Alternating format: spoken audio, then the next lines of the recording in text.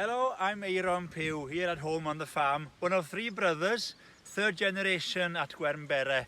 And apart from farming, we have diversified quite a lot to keep the money coming in, so to speak, and we've been welding and building and all sorts of other things. But from a personal point of view, I've been quite lucky in a different way. I've got into presenting, and it all started with the Young Farmers Federation.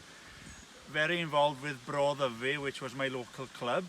First language Welsh, so we did everything through the Welsh, from public speaking to dramas and pantomimes, and everything we did was through the Welsh language. So once I got too old for the young farmers, I was quite lucky to have the chance to present on S4C, Welsh language media, and it started off with the Royal Welsh Show, presenting a few bits and bobs to start off before getting the chance to present on the live show on a daily basis, which was a dream job for me as a farmer's son, and always been going to the show as a punter, and then getting the chance to present to Nine and Tide back home was brilliant for me.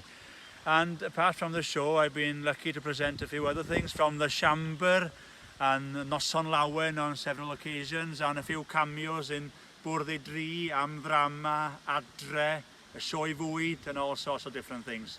But I suppose my main source of income in the presenting business would be Bendant, a pirate on Pughe, which is the kids programs on S4C, and it's been a lot of fun. I've travelled all over Wales between the Eisteddfods and a few Christmas shows and that. And because of the Welsh language, I've got no doubt that it's been the source of so many opportunities for me. It's unbelievable, really.